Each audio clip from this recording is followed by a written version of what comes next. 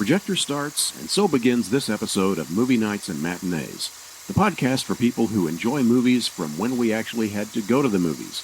I'm your host, Bill Groves, and this is episode 1, Nothing But Amok, in which we revisit the Marx Brothers with film historian Joe Adamson, author of the book Groucho, Harpo, Chico and Sometimes Zeppo. Let joy be unconfined. Let there be dancing in the streets, drinking in the saloons, and necking in the parlor. Play, Don.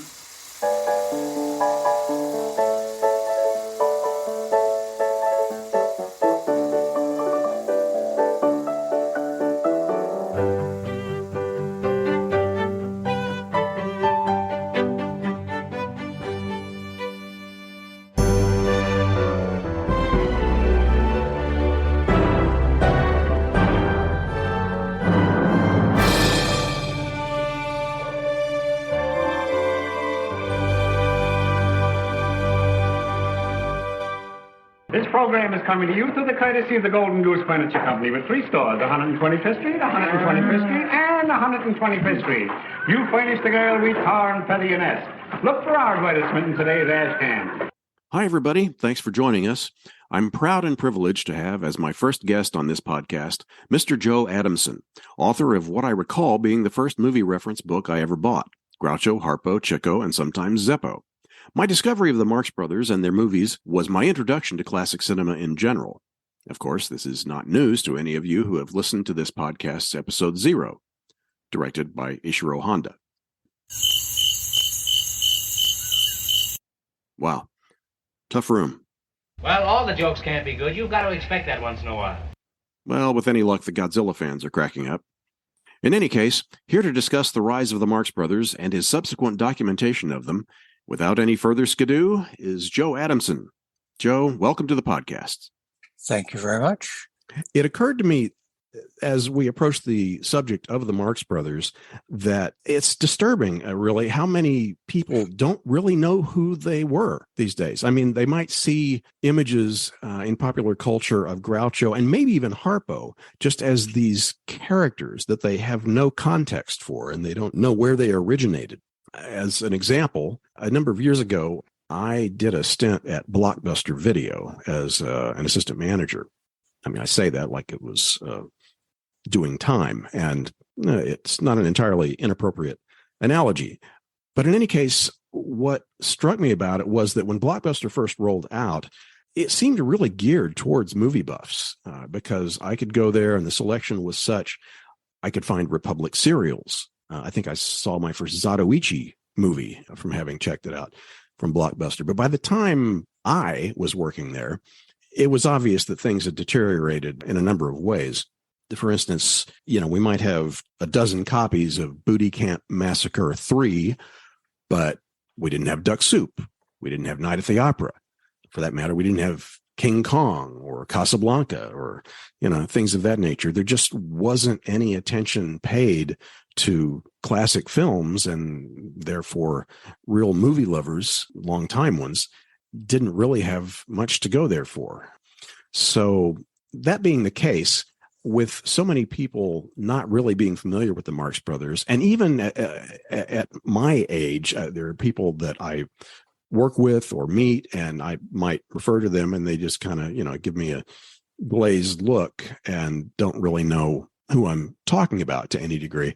So I think it's appropriate that we dive in here with essentially a thumbnail history of the Marx Brothers to provide some context for, exactly who they were, what their place was in the golden age of cinema for those who aren't really familiar with them. So my experience is that more people know who Groucho Marx is. Somehow Groucho and Groucho Marx is a known thing. But as soon as you tell them he made movies with his brothers, you've lost people. And people seem more aware of the Three Stooges than they are of the Marx Brothers, which is really ironic. Yeah, I mean, I would assume that's because, well, as far as the first, being more familiar with Groucho, he had a pretty prominent presence in the culture that was extended beyond the movies because of You Bet Your Life on, first radio and then TV. And so with reruns of that, in fact, I think TV accounts for probably both of these instances that you mentioned, because You Bet Your Life, then of course in syndication, went on beyond its original run. And the Three Stooges, they primarily were known for their short subjects, which again were packaged for television. A lot of people think it was a TV show. Same with Our Gang / Little Rascals.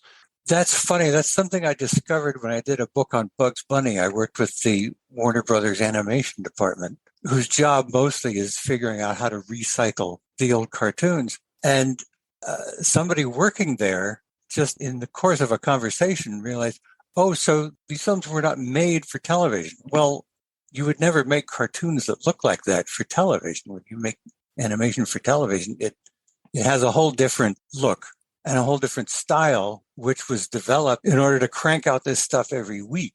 Right. And of course, there was no television around. Actually, there was television, but nobody had a television in their house in the 1930s when the Stooges made all those films for Columbia.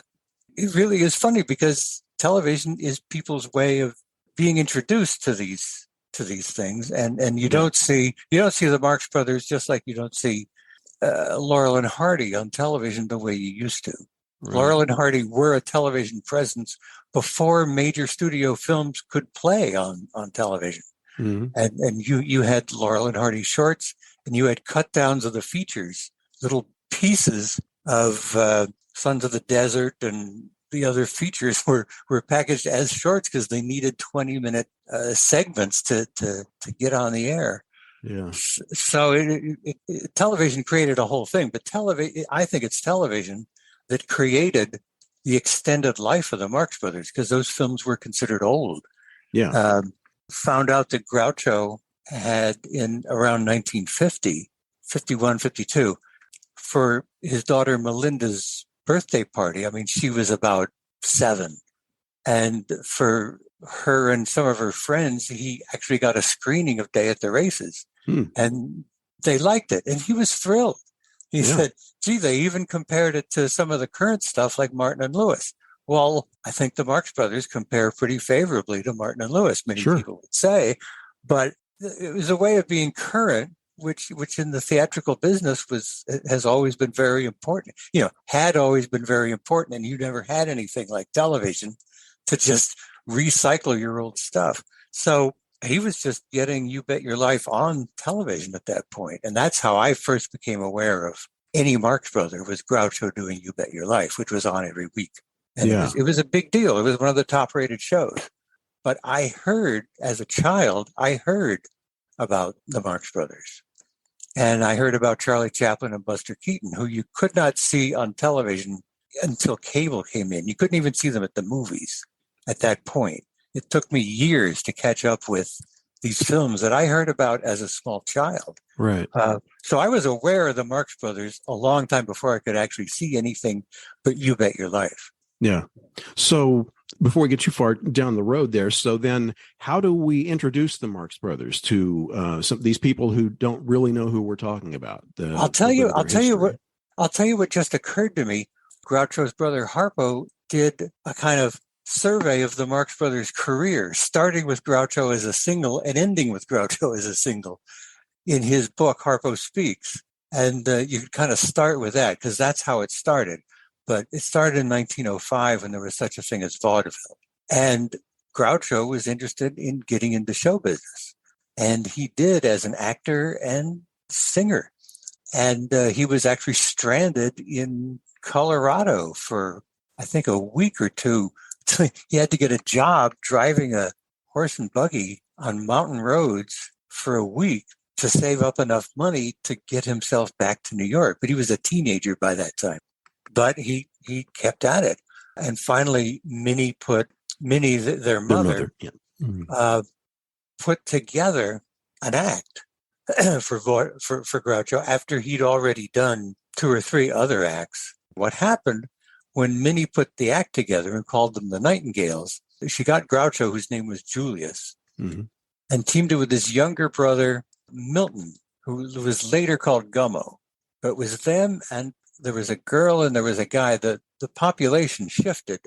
I think it was the three Nightingales, and Minnie found out she could get more money if it was a quartet, and she dragged Julius's older brother, Adolf, out of the job he was in, which was just a lousy dog-sitting job or something, and just said, okay, you're coming here, and put a sailor suit on him and put him on the stage. They all had white sailor suits. And suddenly it was a quartet, and it was Groucho, who we now call Groucho, who we now call Harpo, and who we now call Gummo, and one other person, I think a guy named Lou Levy.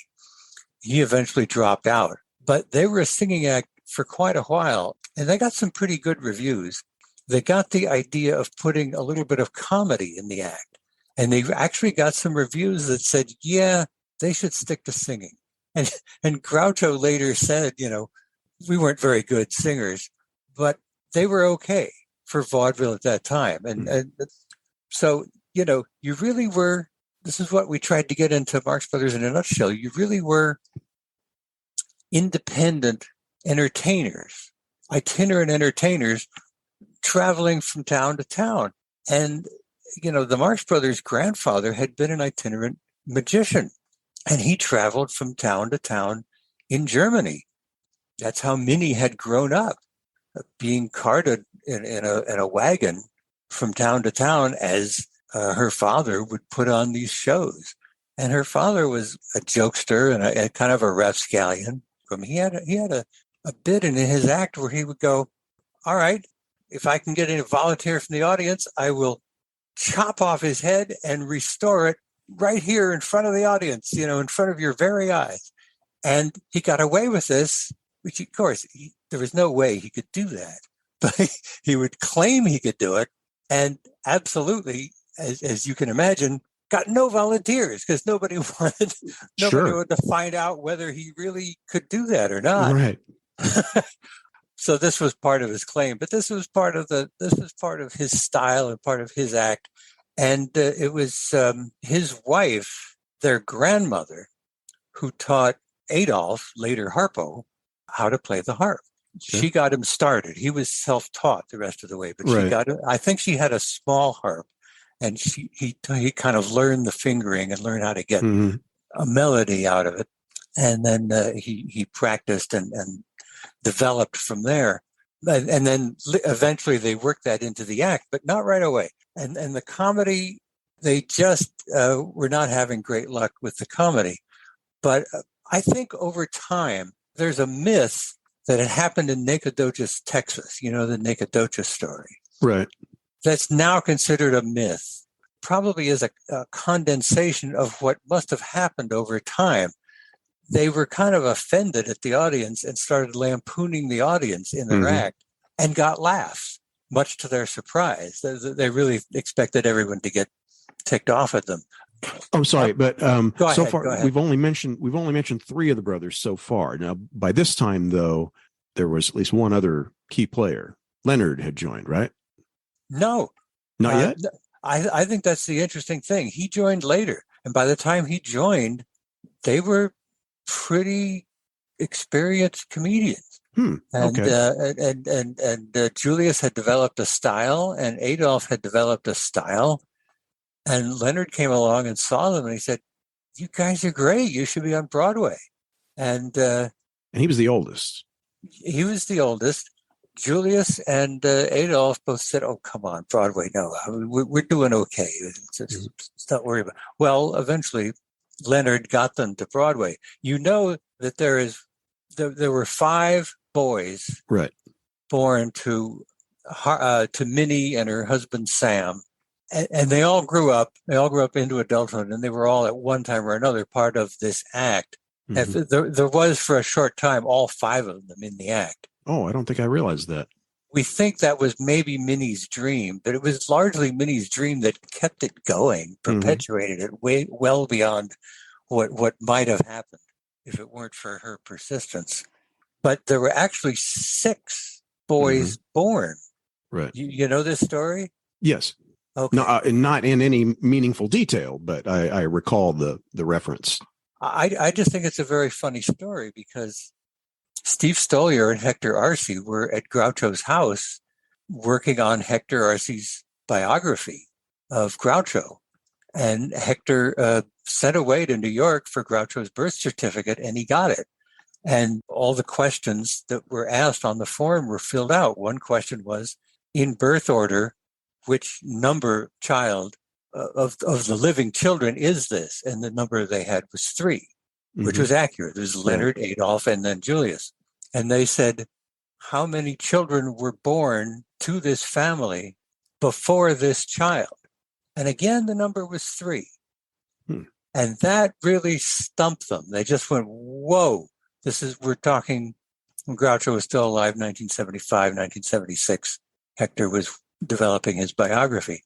Groucho is in his study reading Variety. And of course, when he's reading, he does not wish to be disturbed. But they went in with this and said, Groucho, what is this? What does this mean? Is this a mistake, or was there another child? And he said, yes. He said, my brother Manfred, he was born before Chico, and he died before Chico was born. He died? What did he die of? And Groucho said, old age, and went back to reading Variety. I just think that's a wonderful story. And that's how all discoveries about the Marx Brothers are made. You have as your main authority this guy who wants to turn everything into a joke. Right. And it's very hard to get anything nailed down factually. So Manfred would have been the oldest had he lived. Manfred was the firstborn, which is, if you know anything about birth order psychology, Chico did not behave in any way like a firstborn child. He does behave like a secondborn child. And there's a reason for that. He wasn't the firstborn child. And that explains a lot. But it's a detail that isn't But really Manfred necessary. died in infancy, didn't he? He died of, yes, I think they figured probably just some childhood disease. I mean, children do. Yeah. Babies do, especially then more than now. Yeah. But even today, if a child survives its first few months, it's probably going to be, it's going to be okay. Yeah. But not all children do. And he died probably at about 9 months. Okay. So we've got... And Minnie was devastated, so she kind of coddled Leonard a little bit, and Chico was kind of a spoiled child. Okay. There we go. He just was used to getting his own way, and he was determined to get his own way. But yeah, he was not there when the story of what happened in Nacogdoches, although Harpo said it happened in Asa, Oklahoma. Okay. The other story is that it happened in Nacogdoches, Texas.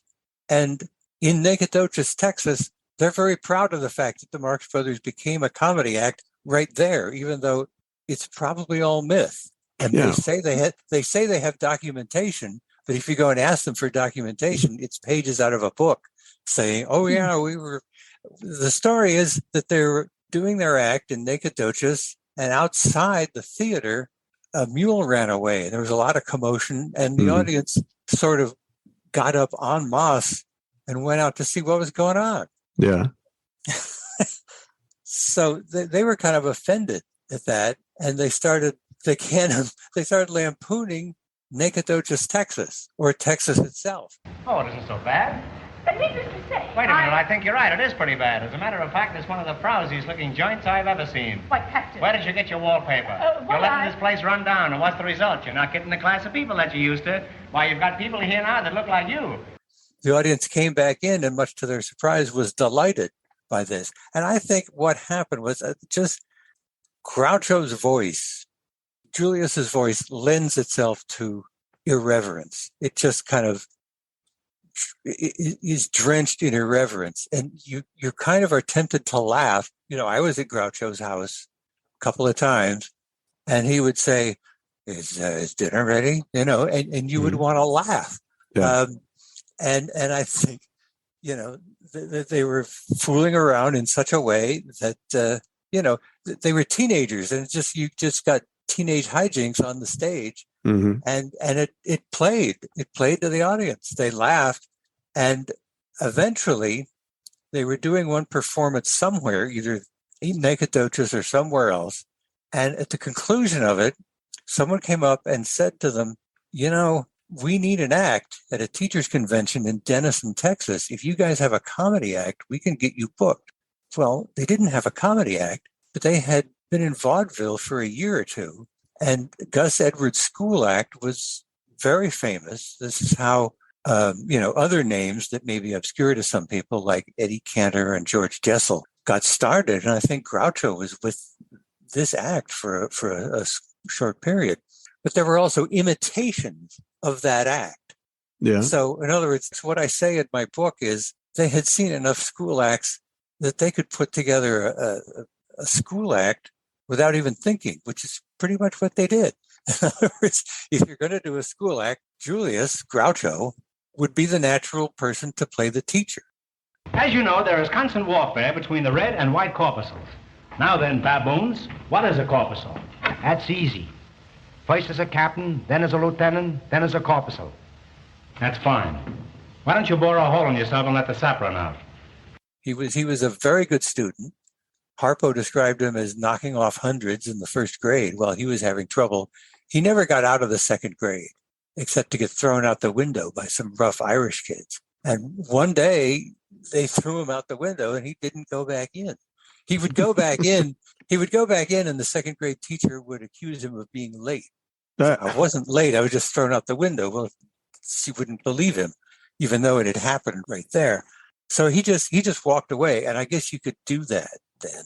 You know what I mean? I don't know any stories of truant officers coming and yanking little Adolf back to school. So he was just bumming around and he was not doing well.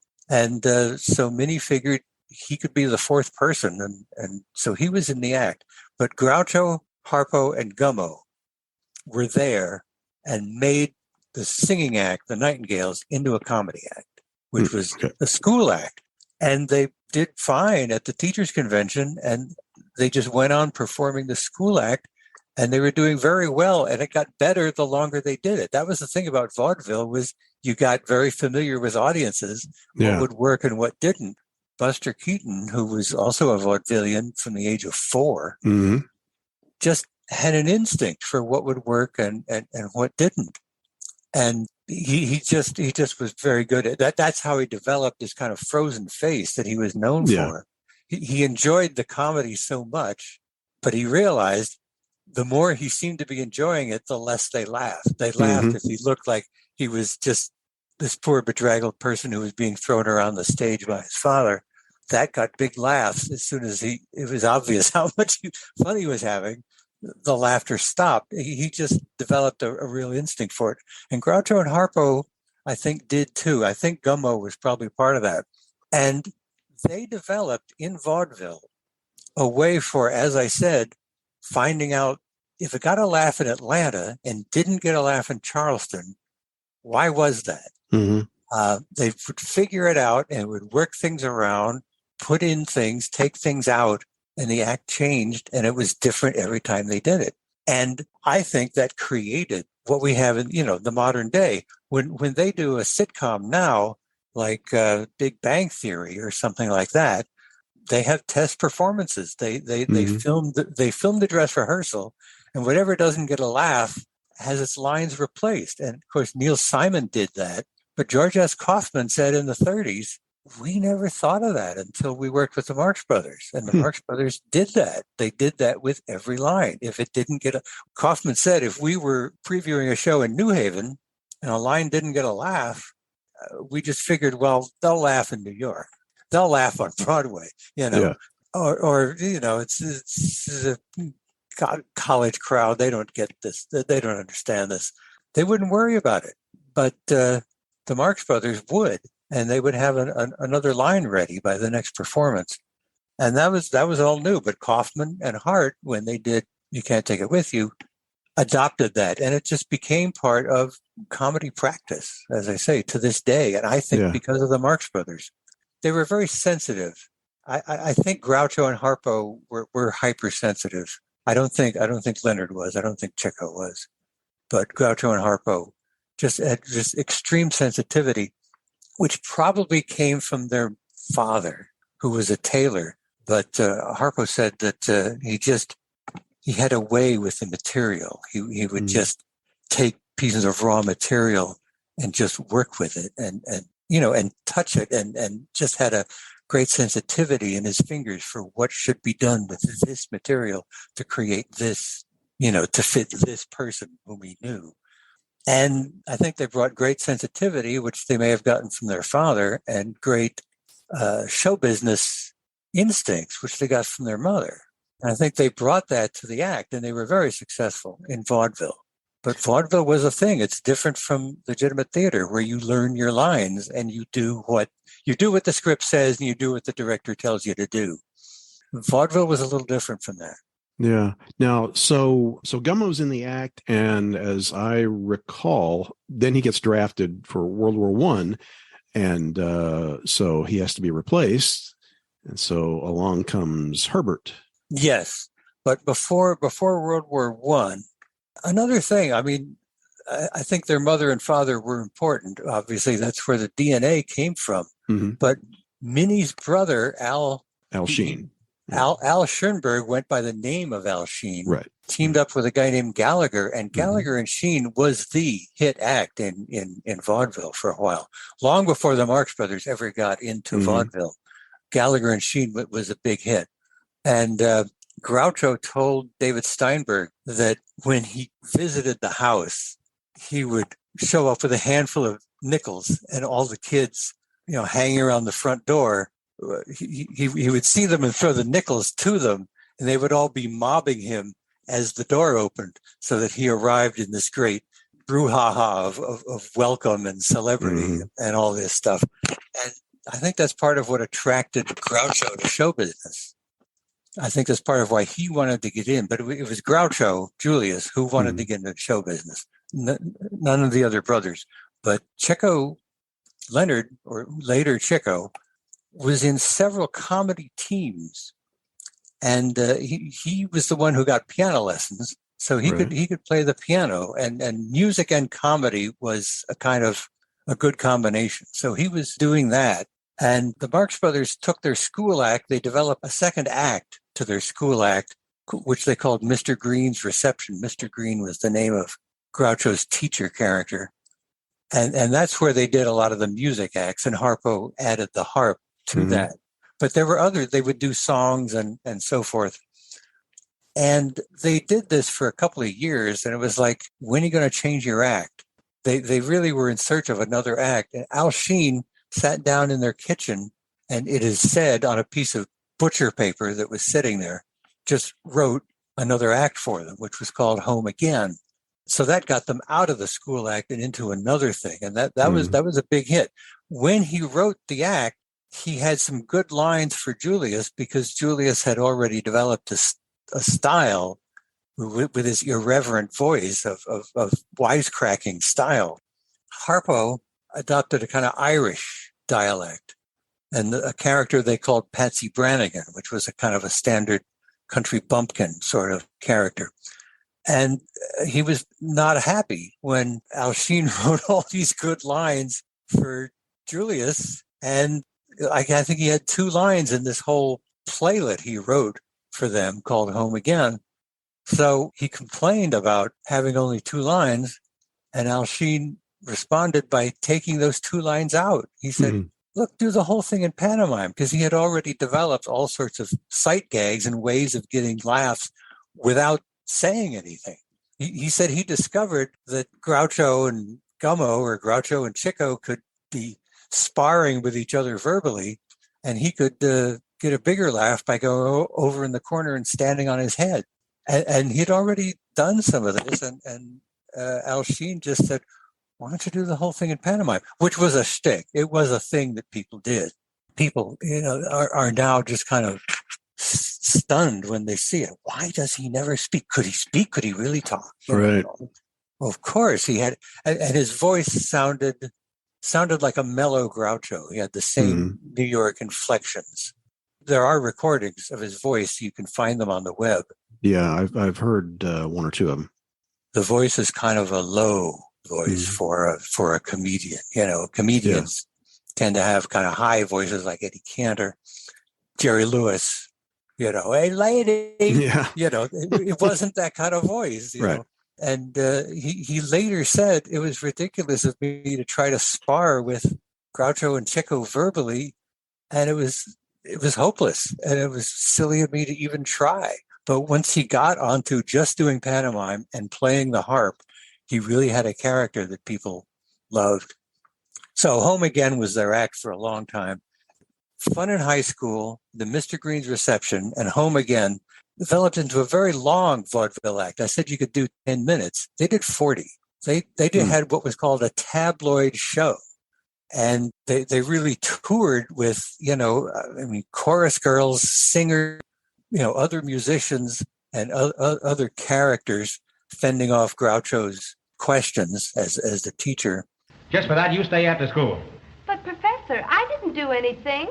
I know, but there's no fun keeping him after school.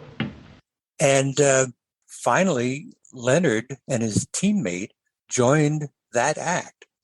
And in Galesburg, Illinois, in that same year, 1914, that's when they had a card game with stand-up comic, was then called, in those days, you called a stand-up comic a monologist. Right. And there was a monologist named Art Fisher in Galesburg, Illinois. I think he was a Galesburg local. But he was funny. They liked him. They were playing cards with him. And they were discussing a comic strip called Sherlocko the Monk. And it was monkey characters, one of whom was a detective, wore a deerstalker cap like Sherlock Holmes. Mm-hmm. And he was Sherlocko. And all the characters had names ending in O, and one of the characters was named Groucho. And they were just making jokes about that. And Art Fisher was dealing, and he said, here's a lead card for Harpo, because Adolf played the harp. Mm-hmm. And then he got a laugh with that. So now he was stuck. Every time he dealt a card to one of the Marx Brothers, he had to come up with an O name. So he came up with Groucho for Julius. It was a good name for him. Leonard was a womanizer, and women then were called chickens. And Leonard was known as a chicken chaser. So when he dealt him a card, he said, here's a card for Chico. And that got a laugh. Milton wore gum-soled shoes a lot. Even when it wasn't raining, he would wear rubbers. So his name became Gummo. And probably then, worth pointing out that years later, people who think that it's Chico because of the spelling, but that was spelling. Yeah, that was due to an error. It was due to an error. Well, I think unless it's another myth, but I think a consistent error. Well, I don't think it was a myth. It's now being challenged. But the story goes that I say in the book, a clumsy typesetter dropped the K. Mm-hmm. It probably happened more than once because CHICO is a name that has some currency. What I think happened was that his name was Chico, and to the end of their days, Groucho and Harpo referred to him as Chico or Chick, but it was always spelled CHICO. And I think that's just the way things happen. You give your name and it ends up in print a little differently from the way you gave it. W.C. Fields said that his name was William Claude Dukenfield. The stage name he decided on was W.C. Field, but Lou Fields had been famous for decades by that time. And it kept ending up in print and on marquees as W.C. Fields. And he finally said, the heck with it. W.C. Fields it is. And he later regretted it for reasons that I don't understand. He later thought better of it and thought I should have insisted on W.C. Field. But I think a similar thing happened here. It just ended up in print as Chico enough times that they just went, okay, go with it. Yeah. CHICO. But they continued to call him Chico, but his character name was always something else. So it never came up on stage. So it's something that people who watch the movies just go, oh yeah, Chico Marx. And we all said Chico Marx until we heard Groucho discussing it enough on television. Yeah. To realize, no, it's apparently supposed to be Chico. So, and one thing that, and it's interesting that this has never really popped into my mind before, but as they were developing these characters that, were gradually solidifying and eventually became the ones we would recognize in the films, what sort of character did Gummo develop? Or was there any kind of a distinct character? comparable to what Groucho and Harpo had. Yes, their feeling was, we have 4 comedians and we have 4 styles of comedy. We cover the main styles of comedy: pantomime, Dutch comic, dialect comic. And in Chico, he could do any accent, but he did a funny Italian accent, and that's how it ended up being in the act. You know what an auction is, eh? Yeah, I come from Italy on the Atlantic auction. Well, let's go ahead as if nothing happened.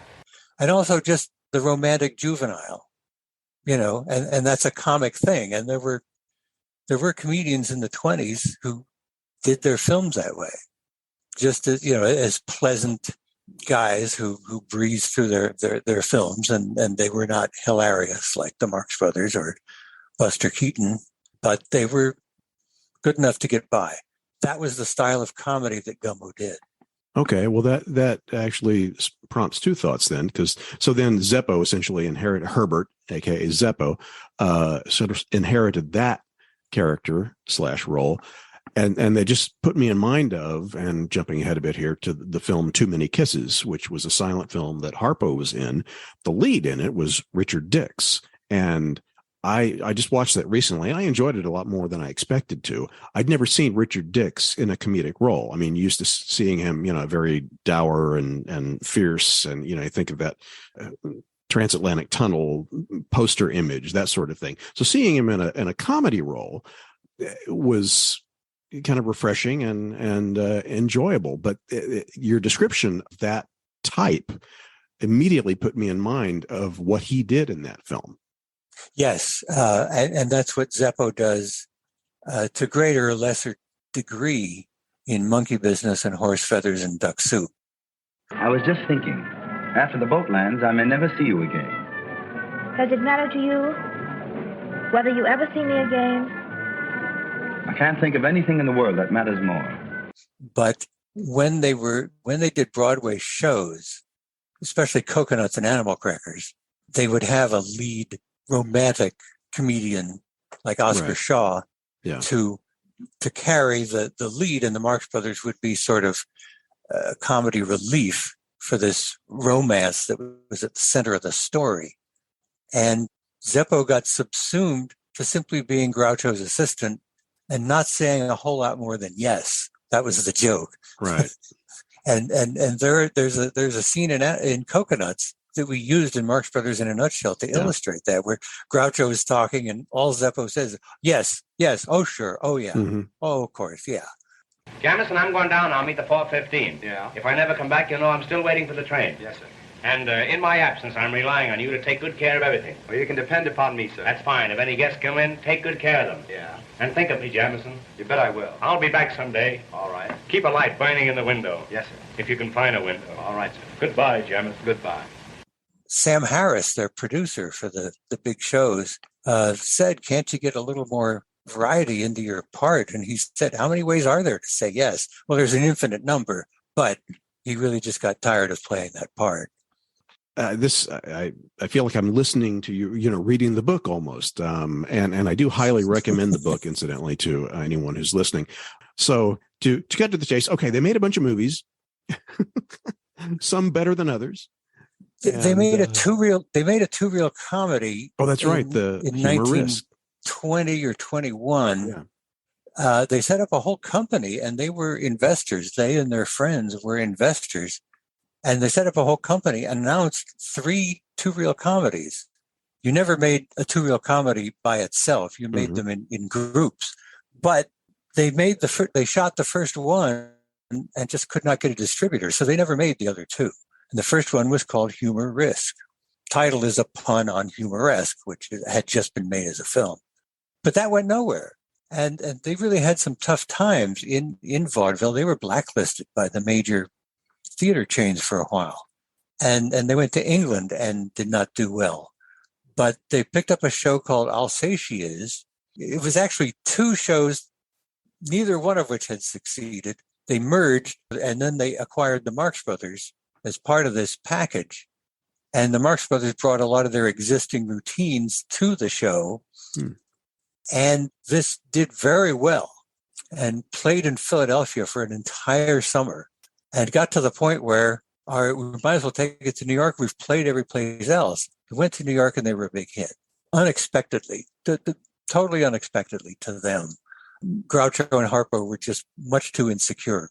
Chico was always saying, it'll be great, they'll love it. Well, turned out that some of the high-class critics just saw the Marx Brothers and laughed themselves to death and said, they declared this great clowning. And the Marx Brothers, they were aware of Chaplin and Harold Lloyd and Buster Keaton. They had never considered themselves great clowns, really. They just thought they were doing something that went over. Vaudeville audiences laughed. Mm-hmm. They just hadn't considered themselves great clowns until that point. And then Chico got hold of Sam Harris, and Sam Harris got hold of George S. Kaufman, and George S. Kaufman got hold of Maury Riskin. And Coconuts was written by Kaufman and Riskin.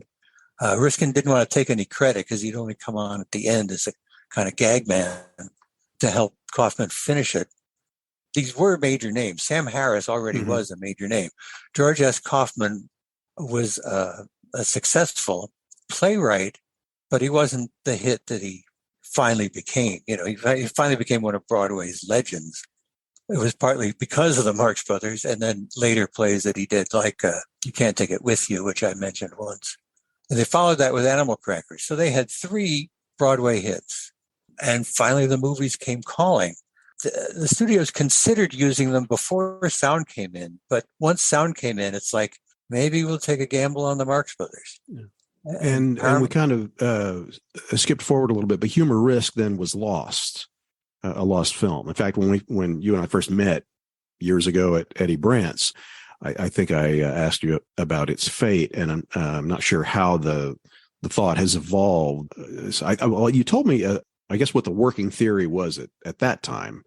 From your standpoint, what is the most authentic story of its mysterious disappearance? Well, there's two different stories, and I think they coalesce very nicely.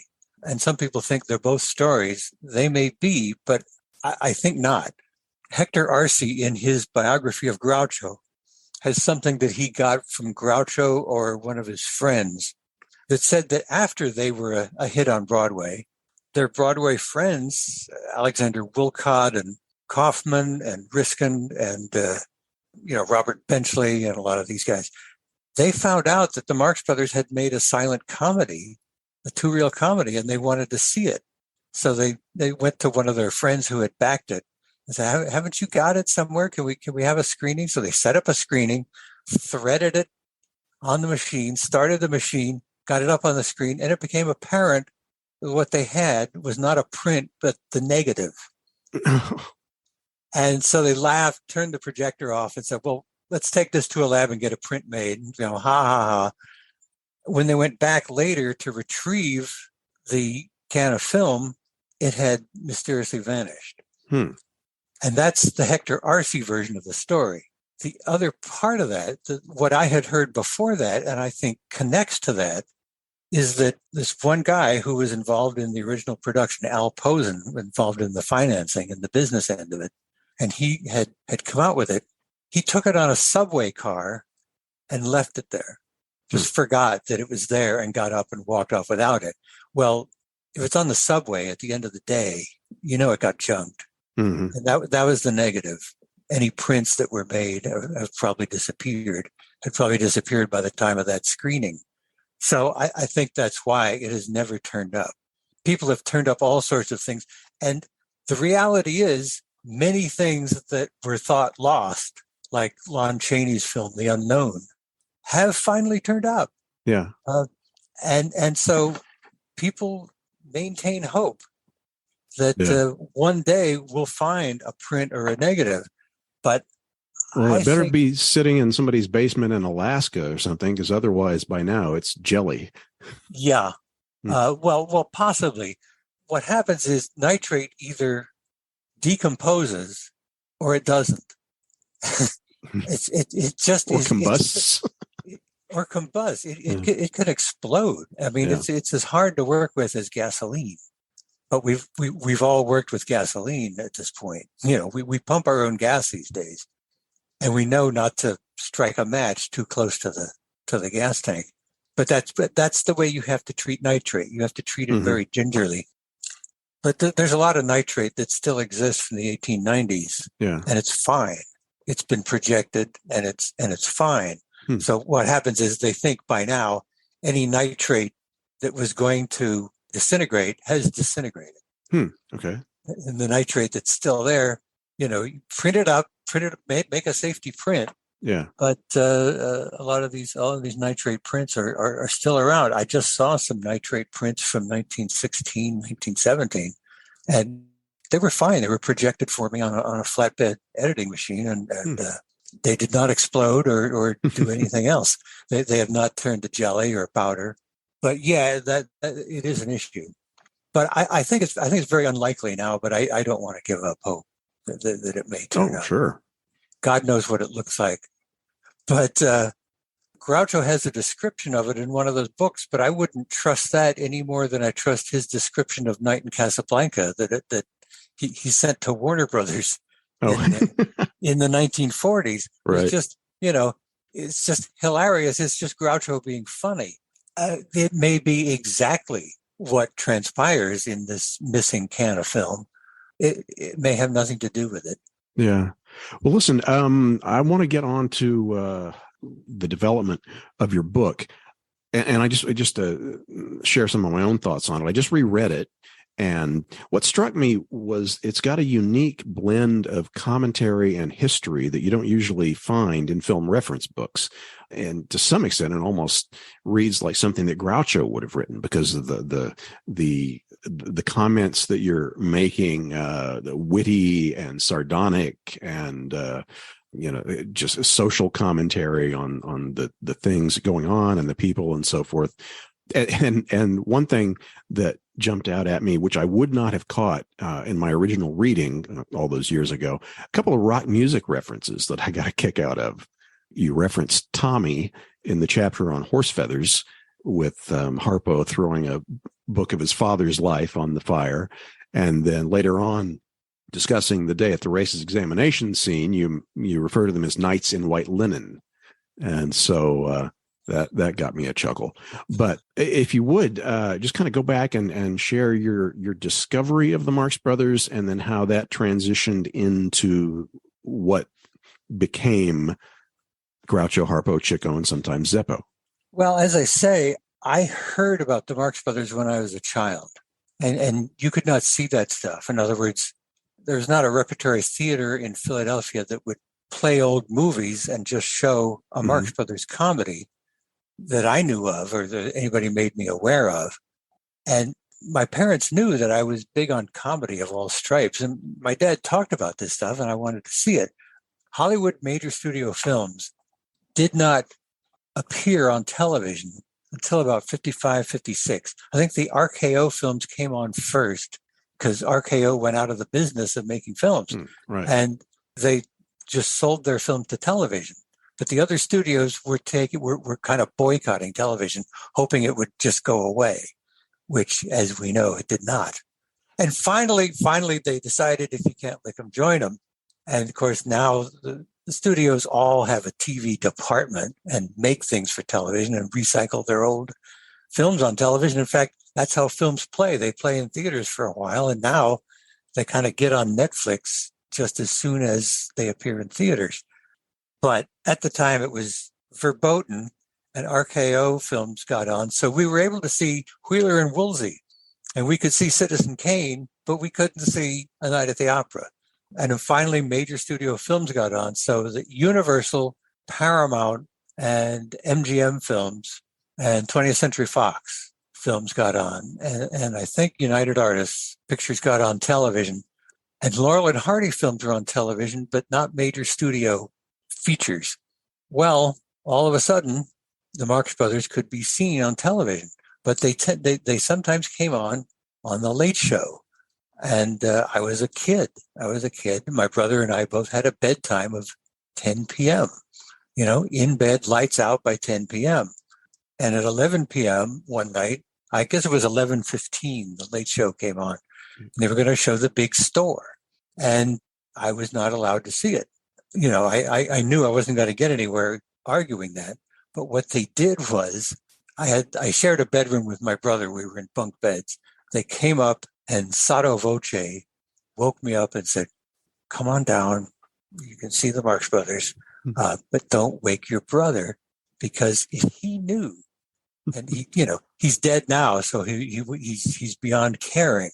But if he knew that I got to go down and see the Marx Brothers, he would insist that he had to go see it too, and they didn't want him seeing it. Plus, the Marx Brothers didn't mean that much to him. He was big on cars and trains, typical guy stuff. Yeah.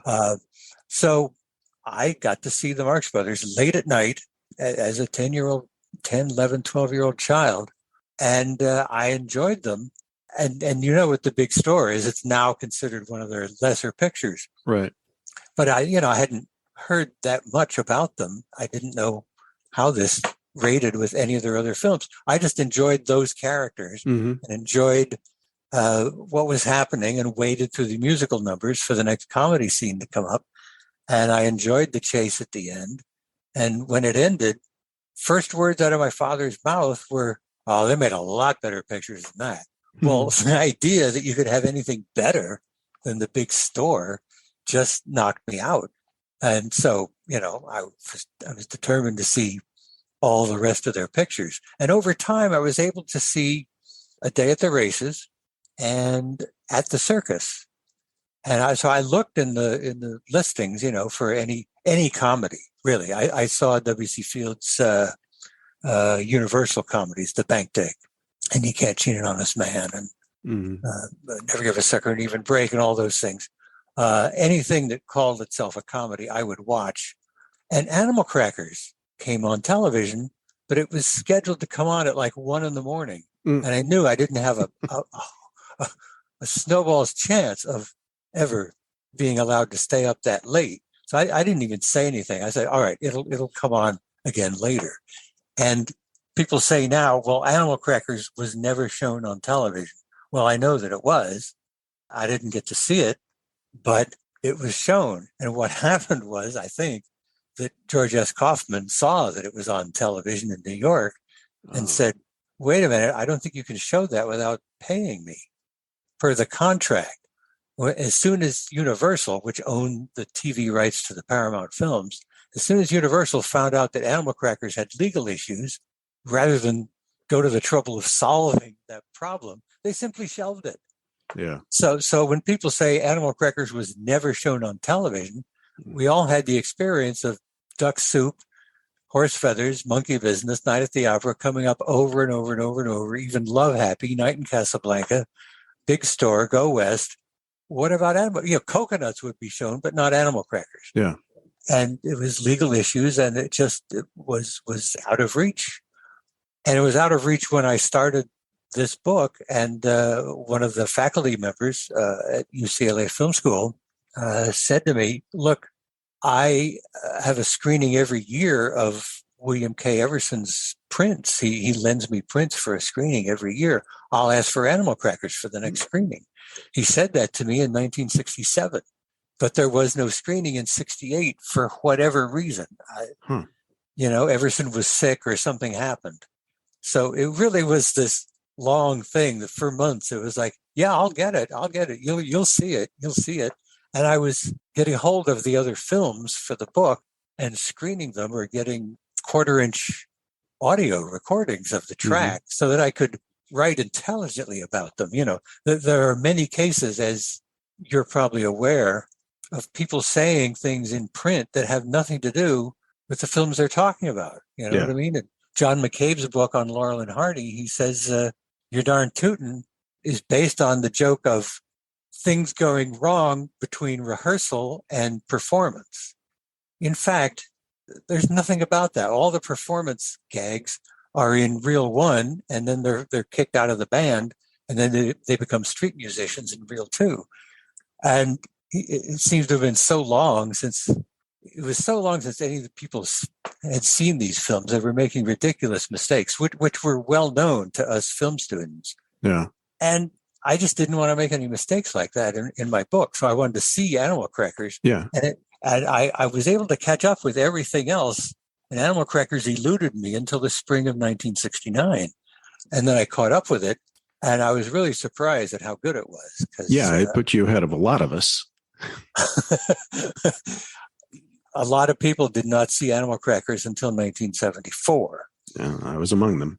And if you've seen it since then, you can now see a version that has the cuts that were still, the Hayes Office cuts were made for a reissue in 1936, but only for American release. And they found a copy at the BFI in London that didn't have those cuts. So you can get that on DVD now. So now you can just get a DVD and play at home on television. Right. A complete version of Animal Crackers that I had no way of seeing in the 60s at all. Yeah. But I was very lucky to see what I saw. In fact, I had a print of that film for a while on loan until I finished the book. I could always refer to it to make sure I got it right. And I pretty much did get it right, even though there are little mistakes in the book. You call it one of the best books on the Marx Brothers, and I appreciate the compliment. Some people have said that it's the best book on the Marx Brothers films. And that tends to be that's the orientation. When people think of the Marx Brothers now, it's people who know their films. There's nobody around who saw them in vaudeville. But they started as a stage act and transferred to film. And the baby boom, of which I'm a part, we discovered them on television. And what we discovered were the films.